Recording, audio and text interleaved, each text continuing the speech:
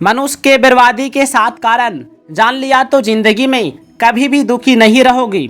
दोस्तों, अधूरा ज्ञान 20 के समान बताया गया है।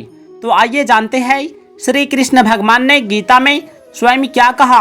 मनुष्य के बर्बादी के 7 कारण के बारे में जानकर आप चौंक जाएंगे। तो दोस्तों, मनुष्य का पहला कारण है बर्बादी होने का क्रोध है, क्योंकि क्रोध है मनुष्य महान शत्रु। क्रोध ही मनुष्य का सबसे बड़ा शत्रु है। तो दोस्तों, क्योंकि क्रोध बहुत खतरनाक चीज़ होता है। दोस्तों, जब भी किसी व्यक्ति क्रोध के आवेश में आता है तो वह अपने से बड़ों को इज्जत नहीं करता है, यहाँ तक कि अपने गुरु का अपमान कर देते हैं, अपने माता पिता को अपशब्द कह देते हैं, यहाँ तक कि कभी कभी उसका हत्या भी कर देता है। अतः हमें क्रोध को नियंत्रण करना परम आवश्यक है, तभी हम अपना जिंदगी में कामयाब हो सकते हैं। तो दोस्तों, अब क्रोध को कैसे रोका जा सकता है? क्या इसे भी रोका जा सकता है? हाँ जी हाँ, इसे भी रोका जा सकता है। जब भी आपको क्रोध आ जाए तो आपको कुछ देर तक शांत रहना है, मौन धारण करके रहना है।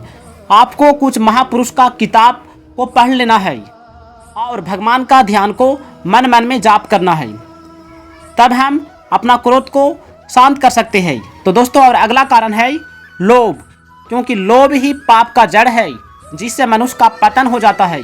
हमें किसी भी वस्तु पर लोभ नहीं करना चाहिए। और अगला कारण है दोस्तों, पराय स्त्री पर हमें कभी भी हाथ नहीं लगाना चाहिए, दूसरों की निंदा नहीं करना चाहिए, लोभ लालच में नहीं पड़ना चाहिए। तो दोस्तों, और अगला कारण है जो सबसे भयानक है, आलस्य। जो भी व्यक्ति आलस्य के प्रभाव में आता है तो अपना जिंदगी को नरक में डुबा देता है। भगवान श्री कृष्ण कहते हैं, सबसे बड़ी शक्ति मन की है, परंतु मन एक चंचल घोड़े की भांति कभी स्थिर नहीं रहता। योग के द्वारा चित्र वृत्तियों का विरोध करके जो मन को काबू कर लेता है, उसका मन सर्वव्यापी आत्मा के अधीन होने से वे संसार की समस्त शक्तियों पर विजय प्राप्त कर लेता है। इसलिए हमें मन को वश में करना परम आवश्यक है। जब हम मन से इंद्रियों को अपने वश में कर लेते हैं तो इंद्रियां जिद नहीं करती, उनको जहां लगाना चाहिए वहीं में लग जाती है, और जहां से उनको हटाना चाहे वहां से वे हट जाते हैं। जब कर्म अपने लिए नहीं करके दूसरों के लिए किया जाता है तो वह कर्म योग कहलाता है। अपने लिए कर्म करने से अपना संबंध कर्म तथा कर्म फल के साथ हो जाता है, और अपने लिए कर्म न करके दूसरों के लिए कर्म करने से कर्म तथा कर्म फल का संबंध दूसरों के साथ तथा परमात्मा का संबंध अपने साथ हो जाता है। जिस व्यक्ति के भीतर कर्म करने का वेग, आसक्ति, रुचि तो है, पर अपना कल्याण करने की इच्छा मुख्य है, ऐसे व्यक्ति को नए नए कर्म आरंभ करने की जरूरत नहीं है। उसके लिए केवल प्राप्त परिस्थिति का सदुपयोग करने की आवश्यकता है। व्रत, उपवास, उपासना, पूजा पाठ इत्यादि विहित कर्म कहे गए हैं। जो व्यक्ति झूठ बोलना, चोरी करना, हिंसा करना इत्यादि निषिद्ध कर्मों का त्याग कर देता है, उसके विहित कर्म स्वतः होने लगते हैं। कर्म का त्याग करने की अपेक्षा नियत कर्म करना सर्वश्रेष्ठ है, और आसक्ति रहित होकर कर्म करना तो और भी श्रेष्ठ माना गया है, क्योंकि इससे कर्मों के साथ संबंध टूट जाता है। भगवान श्री कृष्ण कहते हैं, कर्तव्य कर्मों से जी चुराने वाला व्यक्ति नींद, आलस्य और भ्रम में अपना अमूल्य समय नष्ट कर देता है, जिससे उसका पतन हो जाता है। भगवान श्री कृष्ण कहते हैं, मनुष्य कर्मों से नहीं बनता, बल्कि कर्मों में जो आसक्ति और स्वार्थ भाव रखता है उसमें ही वह बनता चला जाता है।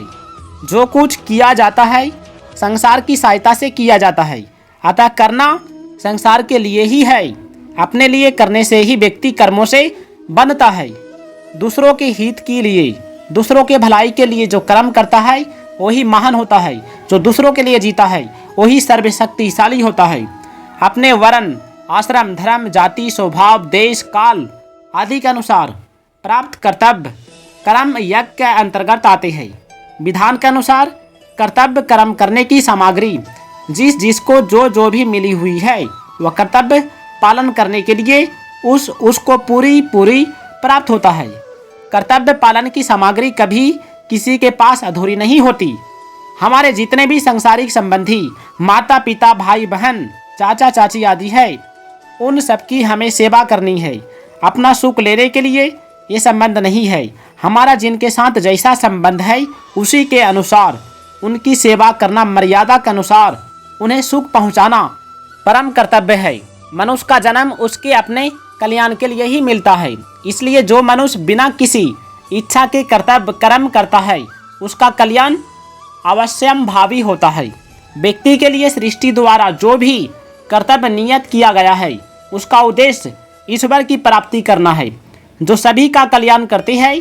जब व्यक्ति किसी भी साधन, कर्म योग, ज्ञान योग, भक्ति योग द्वारा अपने उद्देश्य को पूर्ण कर लेता है तो उसके लिए कुछ भी करना, जानना अथवा पाना शेष नहीं रहता। यह मनुष्य जीवन की परम सफलता है। साधारण व्यक्ति इच्छा पूर्ति के लिए कर्म करते हैं और कर्म योगी इच्छा मुक्ति के लिए करते हैं। सहज कर्म में यदि कोई दोष दिखाई दे तो भी उसका त्याग नहीं करना चाहिए, क्योंकि सहज कर्म को करता हुआ मनुष्य कभी पाप का भागी नहीं बनता। जो व्यक्ति शरीर, इंद्रियां, मन, बुद्धि, धन, कुटुंब, जमीन आदि पदार्थों को संसार का मानता है, अपना नहीं, वह श्रेष्ठ होता है। जिस व्यक्ति के मन में इच्छा, ममता, आसक्ति, स्वार्थ, पक्षपात आदि दोष नहीं होते, उसके शब्दों का दूसरों पर अनुकूल प्रभाव पड़ता है और लोग वैसा ही आचरण करने लगता है। अगर किसी कर्म की बार बार याद आती है तो यही समझना चाहिए कि उस कर्म में कोई त्रुटि हुई है। इच्छा मनुष्य वह करा लेती है जो वह नहीं करना चाहता है, अतः इच्छा पर हमें नियंत्रण रहना चाहिए, उसे नियंत्रण करना चाहिए, तभी हम अपना जिंदगी में कामयाब हो सकते हैं। भगवान श्री कृष्ण कहते हैं, संसार के सुखों की कामना और मोह के त्याग से शांति मिलती है। जैसे नींद के समय जब सांसारिक चीज़ों को हम भूल जाते हैं तब हमें शांति का अनुभव होता है। जो मनुष्य अपने विवेक को महत्व नहीं देते वे वास्तव में पशु हो जाते हैं, क्योंकि उनके और पशुओं के ज्ञान में कोई अंतर नहीं रहता। आकृति मात्र से कोई मनुष्य महान नहीं होता। मनुष्य वही है जो अपने विवेक को महत्व देता है। जैसे शरीर के किसी अंग में पीड़ा होने पर उसको दूर करने की लगन लग जाती है, तो ऐसे ही प्राणी मात्र को दुख दर्द होने पर उसको दूर करने की लगन लग जाए तब समता आती है। ममता के रहते हुए समता का भाव आना असंभव है। जल समान रूप से सबकी प्यास बुझाता है, वह ऊंच नीच, छोटे बड़े में भेद नहीं करता। जैसे चींटी रेत में मिले हुए चीनी के कणों को पकड़कर निकाल लेती है, ऐसे ही ज्ञानी लोग अपने विवेक से झूठे संसार में व्याप्त सत्य के तत्वों को पकड़कर ग्रहण कर लेते हैं। इच्छा उत्पन्न होते ही मनुष्य पराधीन हो जाता है। पराजित व्यक्ति ही दूसरों को पराजित करना चाहता है, अपना अधीन करना चाहता है। स्वाधीन व्यक्ति ही विजय होता है और उसके मन में किसी को पराजित करने का भाव नहीं आता। दोस्तों, यदि वीडियो अच्छा लगा है तो इस वीडियो को ज़्यादा से ज़्यादा लाइक करें, चैनल को सब्सक्राइब करें और कमेंट में जय श्री कृष्ण, राधे राधे अवश्य लिखें। जय श्री कृष्ण, जय श्री राम।